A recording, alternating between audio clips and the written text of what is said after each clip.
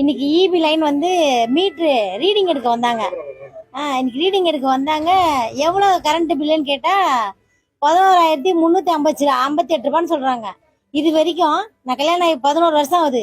இது வரைக்கும் இவ்வளோ காசு நான் கட்டினதே கிடையாது. மே மாதம் மட்டும் தான் ஜாஸ்தியாக வரும். அதுவும் 5,000 ரூபா மட்டும் தான் கட்டுவேன்.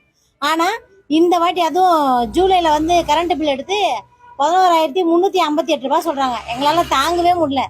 அநியாயமா இருக்குது. ஏன் இந்த மாதிரி கேட்டா கரண்ட் பில் நாங்க ஏத்திருக்காங்க கவர்மெண்ட்.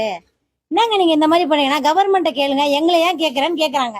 1,700 ரூபாய் 1,600 ரூபாய் தான் வந்திருக்கு கரண்ட் பில்லு. ஆனா அதே இந்த மாசம் பாத்தீங்கன்னா 7,517 ரூபாய் வந்திருக்கு.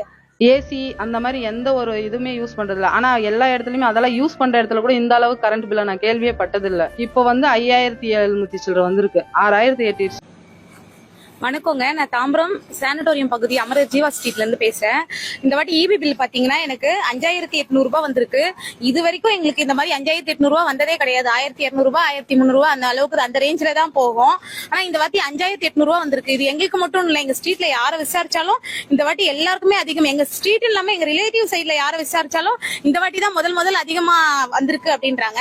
இதை வச்சு பாத்தீங்கன்னா நாங்க இதை 2-3 மாசத்துக்கு அரிசி மூட்டை வாங்கி குடும்பத்தை ரன் பண்ணுவோம் இந்த பைசா வச்சு.